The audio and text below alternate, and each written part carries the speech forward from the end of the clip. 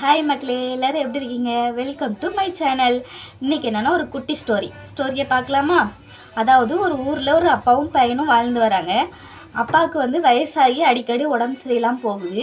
அதனால் அந்த தந்தை சரி நம்மளுடைய காலம் கிட்ட நெருங்குது அப்படின்ட்டு நினச்சி தான் சேர்த்து வச்சுருந்த 10,000 ரூபாயை தன் உயிர் நண்பனான மிராசுதாரிடம் கொடுத்து வைக்கிறாரு. அது கூடவே ஒரு சீட்டு. சரியா?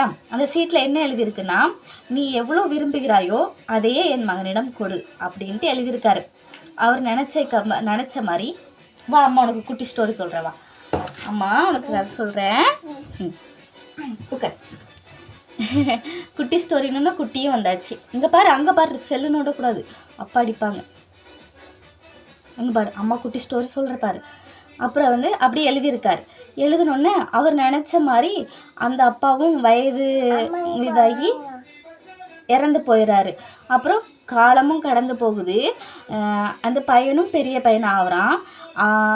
தான் அப்பாவோட நண்பர்கிட்ட போய் கேட்குறான், எங்கள் அப்பா கொடுத்த பணத்தை கொடுங்க அப்படின்ட்டு.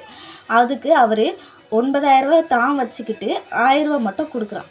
கொடுத்தோடனே அந்த பையன் இல்லை எங்கள் அப்பா கொடுத்த 10,000 எனக்கு வேணும் அப்படின்ட்டு கேட்குறான். இது வாக்குவாதமாகி அந்த ஊர் பஞ்சாயத்து தலைவர்கிட்ட அந்த வழக்கு போகுது.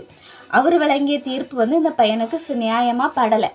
அதனால் இந்த தீர்ப்பை நீதிபதியான மரியாதை ராமனிடம் இந்த பையன் எடுத்துகிட்டு போகிறான். அச்சோ, அப்படி பண்ணக்கூடாது. எடுத்துகிட்டு போனோன்னே நீதிபதி அவர் அப்படி செய்யக்கூடாதுடா, கெட்ட பழக்கம். மிராசுதாரிடம் கேட்குறான், நீ எவ்வளோ கொடுக்க விரும்புகிற இந்த பையனுக்கு? 1,000 ரூபாய் அப்படின்ட்டு அந்த மிராசுதாரம் சொல்கிறாரு. அது கூடவே அவர் அப்பா கொடுத்த சீட்டு ஒன்று என்கிட்ட இருக்குது அப்படின்னு சொல்லவும் அதை வாங்கி நீதிபதி படிக்கிறாரு.